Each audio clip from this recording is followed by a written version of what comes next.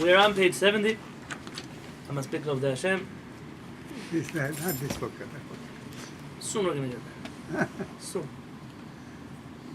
I want to tell you what I like about Rabbeinu Avraham ben Rambam and in general the Rambam style of Musal.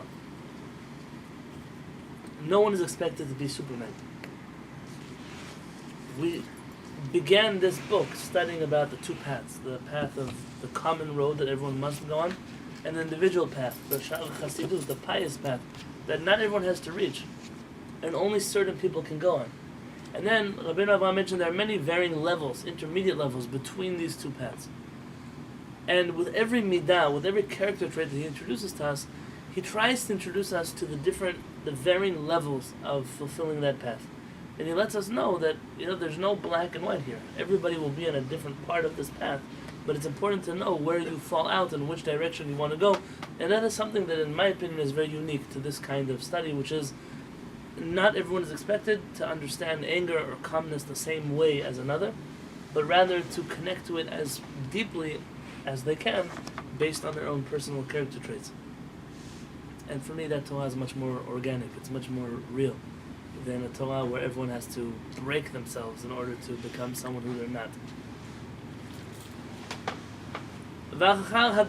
After this introduction, Nomar, we must say, Ki hakas hameguneh, that the deplorable anger, the ugly anger, ein pirusho she'adam koes b'lo ilah ha'ma'oreret orges. It doesn't mean that a person will get angry for no reason. וממילא יהיה אריכות אפיים שלא יכעס האדם אלא משום עילה מעוררת רוגז. So then what is calmness? Calmness is that he's calm even when there isn't a cause. Only when there is a cause. כי רק חסרי דעה מתכעסים ללא סיבה מספקת. Only people who are lacking da'at, who are lacking any kind of base intellect, get angry for nothing. People who are constantly angry, it tells you something about the level of sophistication that they have. אלא הכעס המגונה הוא אפילו כשכועס האדם על מה שטבעו לכעוס עליו. Deplorable anger is when I get angry about something that it makes sense I should be angry about, that I normally would get angry about, that it causes me to be angry. ואריכות אפיים, so what is calmness הנעלה, the great level of calmness, והמשובחת היא שלא יכעס האדם אפילו על דברים, page 72, המעוררי חמה, that a person will not get upset even about things that awaken anger inside of them. Are you saying that a person just can make it baseless means that you just fly off the handle of anything? But there are some people that have this short fuse that's always blowing up all the time. But this other type, are you saying that the person, in a sense, almost makes up a reason? I have reason to be angry about this. No, the other one is we're saying is, we're not criticizing anger that is baseless, because baseless anger, of course it's worthy of criticism. But the kind of anger that we're criticizing is anger even when there is a reason to be angry, even when someone does make us upset, even when something is making us angry. And when we praise calmness, we're talking not about calmness, I'm calm now because nothing's bothering me, but when something is bothering me, that's the calmness that I'm talking about. Like the story Kimasa Hillel Zaken, like the story of Hillel, the elder, Shevenu B'chelek HaRishon, which he brought down in the first part, which we don't have in our manuscript, but we have in the Gemara, in Masechet Shabbat.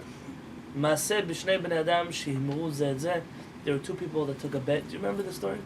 Yeah, There were two people who took a bet. Hillel is always the person who's always calm. One of his friends said, I'll give you 400 zuz if you can make Hillel angry. And if you can't make him angry, you're going to have to pay me 400 zuz. It's a great bet. Erev Shabbat, Hillel's in his bath.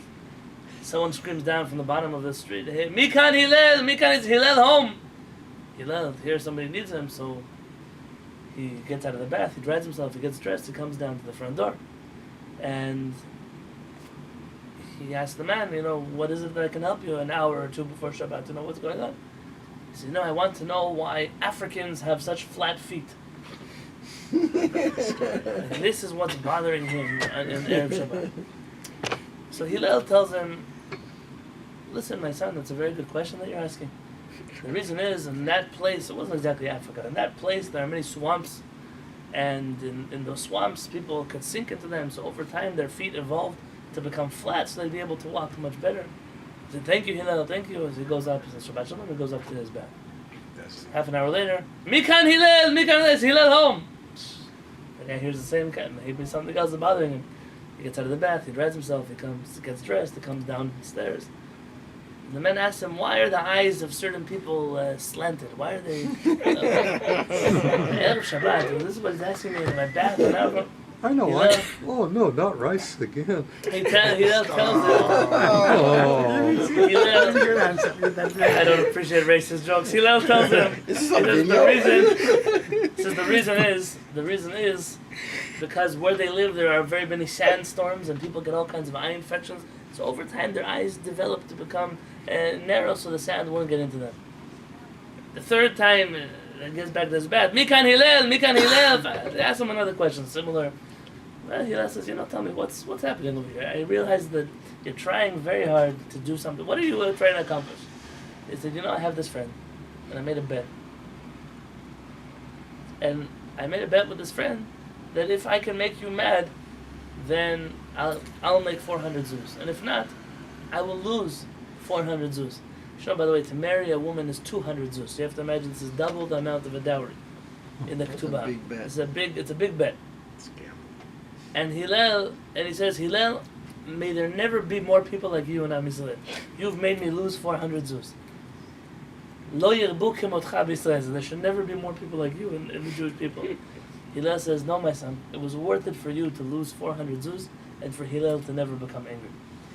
And from here we see Hillel, what do we praise him? When did we praise him of being calm? About a situation where someone is actually trying to drive him crazy. And he's calm. He's not overreacting. He has every reason in the world to tell this guy, you knock on my door one more time, I'm pulling out the shotgun. I don't know. What are you doing in my house 2 hours for Shabbat? Screaming at me in my bath. But Hillel was a man of much patience, and the part of this patience, this calmness that he had, is what made him the great man who is Hillel. He may not have a gun. Okay, of course, in the Gemara, Rav Shach, Alav Shalom, I heard a story about him. Rav Shach is known to the world to be very rigid, very intense, very tough. It's also unfortunate that here in San Diego, the people who speak about Rav Shach probably didn't like him. And therefore the messages that are passed on here about who is Rav Shach are flawed messages. Rav Shach was one of the Gedolei Yisrael, was one of the leaders of Klal Yisrael. I'm not a student of his, I didn't study in his Beit Midrash. Actually a student of his, our parents was a student for many years. And not in everything, but in many things. Rav Shach used to take audiences, people come get brachot from him. And towards the end of his life, he was getting old, so the students were very particular about who they let in, what hours, the rabbi to rest, the rabbi to eat. And one time the hours were over, it was almost midnight, and some lady from Tel Aviv pulls into Bnei Brak, climbs up the stairs, starts banging on Rav Shach's door. I need to speak to the rabbi! And they call out from behind the door, listen, come back tomorrow, it's already too late, it's midnight, the rabbi doesn't have time. This is a matter of life and death. So Rav Shach heard of the commercial, listen, the lady tells you it's a matter of life and death, you have to let her in. If that's life and death, you break Shabbat for life and death matters. So she comes in, they bring her to Rav Shach's office, they sit down, what's going on? He says, Rabbi, my pet dog is very sick and he's maybe going to die. I came to ask for a blessing for my dog. You can imagine what the students were like, ready to grab this lady, throw her out of the window back to Tel Aviv. What's going on over here? Well, that's what you're bothering the rabbi about midnight. The rabbi says, shh. He says to one of his students, go get 2 books of Tehillim. He asks for 2 books of Tehillim, he gives her 1 book of Tehillim. He takes a book of Tehillim, so let's say some Tehillim for your dog. And they started reading Tehillim together for the dog. Slowly, word after word after word after word. After a while, she was feeling better, she was crying. He said, wished her a good night, and flashed them out for her dog, and she left. The students made a big commotion. I don't understand, Rabbi, you embarrassed yourself, you degraded yourself. He said, listen, I don't know the story of this lady. You're so quick to judge her. He said, a lady, maybe she's alone, maybe she has no husband, maybe she has no children, maybe her dog is really a matter of life and death for her. If she doesn't have a dog, he says, sometimes you have to have patience for people. Part of being a leader of Am Yisrael is to have patience. To be able to deal with people in situations that other people wouldn't have time for them. To have enough patience to say Tehillim for someone's dog at midnight, that means that you have the virtue of patience. Yes? You're allowed to say Tehillim for animals? If you want to push me hard, you can ask if you even are allowed to say Tehillim for human beings. It's Torah. I mean, this whole concept of I'll read Tehillim for you, I'll For pray somebody. For you. Of course, I'm not arguing it. Mekubalim talk about there's goodness that comes to the world on a very rationalist level. It seems almost very interesting. Like, how can I pray for you? So obviously we can. We find Moshe Rabbeinu prays for his sisters. Yeah. But I don't want to blame everything on the Christians, but I that you would pray for us. oh, it's to pray. When they tell you they're gonna pray for you, it means does that you that should Right. Yeah, You pray should that you should- run for your life.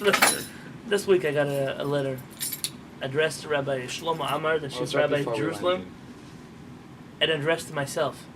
Somebody watches our YouTube channel, Barry, and decides they cannot believe that I don't believe in Jesus. So they decided she's Jewish and she believes in Jesus and decides that I have to J also. for J. So they've been sending me letters all week, all emails, text messages. I don't even know the Bono Shalom. They don't So at a quit. certain point I said, listen, just relax. It's never going to happen. Even if he comes back, a second coming, he walks on water to my front door, I'm not going to believe in him. It doesn't make a difference. So she told me she's going to pray for me. Okay, B'ezrat Hashem. It never hurts. Prayers never hurts, you know. That's, but the truth is that obviously we say Tehillim for him. I'm not trying to get rid of his emunah, but yeah, if you can imagine that even on the level of maybe when's the last time this lady ever saw a book of Tehillim in her life. Just reading Tehillim with her is a good excuse. And so we all could have just given our bracha to get a husband.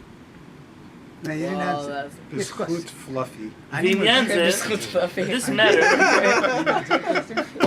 this matter, יש לו תחום נרחב מאוד והבדלי דרגה רבים לפי הדברים השונים המעוררים כעס שמחמת גודל הזקן אי אפשר לעמוד נגדם אלא לסלחן שבסלחנים.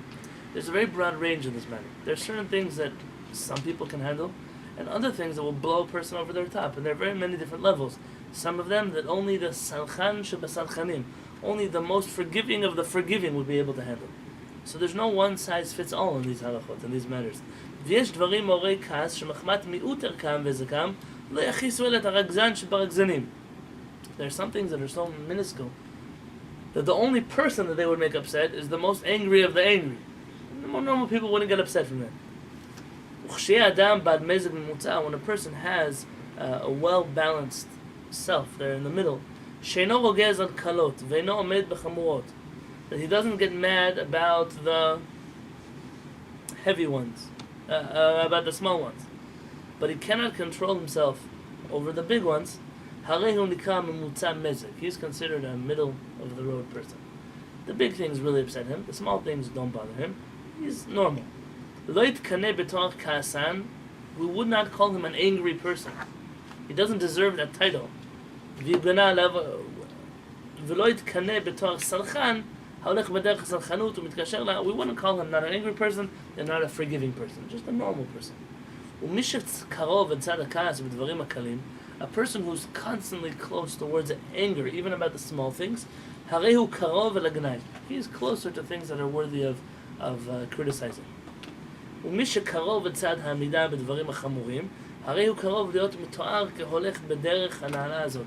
When a person is closer to the side that is always forgiving, this person is on a very lofty path.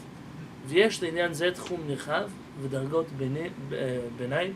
There are many middle intermediate levels here, and there's no way to just categorize who is good, who is bad, but the test is if you are too close to anger, you're not in the right path. You're too close to calmness, that's a better path. And a person who's in the middle is a normal human being that is considered healthy, but not on any special lofty level, nor is he on any negative level. Two questions. Does Rabbeinu Abraham discuss the products of anger, like if you act on it as opposed to, because there are people who get upset, but there are other people who act on their anger and do things that are destructive. So it seems that Rabbeinu Abraham had a whole chapter on anger before this, which we lost. And so what we mentioned today is pretty much him repeating. He writes on the end of yesterday, he said, I will just repeat certain points for the sake of flowing, of continuity. So this is a little bit of what he would have taught us had we had the whole manuscript. It's interesting to me, this section, because it seems very moderate. There's a rabbi who is coming to town quite regularly, every year or two, for several years. Every time he came, he always said the same thing. The Torah forbids you to get angry. So you're not allowed to ever get angry. And someone said, what about Moshe Rabbeinu? That he wasn't angry. And that's all he said about It cannot be that a person is never allowed to be angry. In fact, Yeah, the Gemara yeah. tells us a story about a person who he was humiliated, and he humiliated the person back, and we don't punish him. Because it's natural for a person, it's not a tzaddik, but it's natural for a person in that situation to respond the way he responded. This class that I'm giving on Mondays is about Shalom Bayit. I just want to correct a mistake. I hear people keep saying Shalom Bayit. Shalom Bayit means I don't know Hebrew grammar. Shalom Bayit. When Shalom is on its own, it's called Shalom. But when it's attached, it's describing the home, peace in the home, it's Shalom Bayit. Like the operation Shalom HaGalil, peace of the Galilee. It's not called Shalom HaGalil, it's Shalom HaGalil.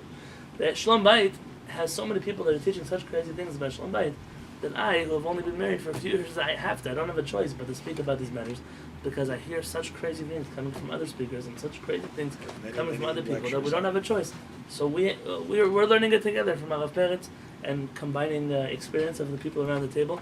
And there was a rabbi who wrote a book, and when Barry turns off the camera later, I'll tell you the name of the book. If you own this book, you should take it and put it in the Gniza. It's not a bad, you can't throw it away, God forbid, but it's not a book to read. In this book, the rabbi demands from a husband that no matter what your wife does to you, just say it's from Hashem, Baruch Hashem, accept it with love from Hashem. He tells the wife, no matter what the husband does to you, say it's from Hashem, accept it from Hashem. But what if she hits him on the head with a baseball bat?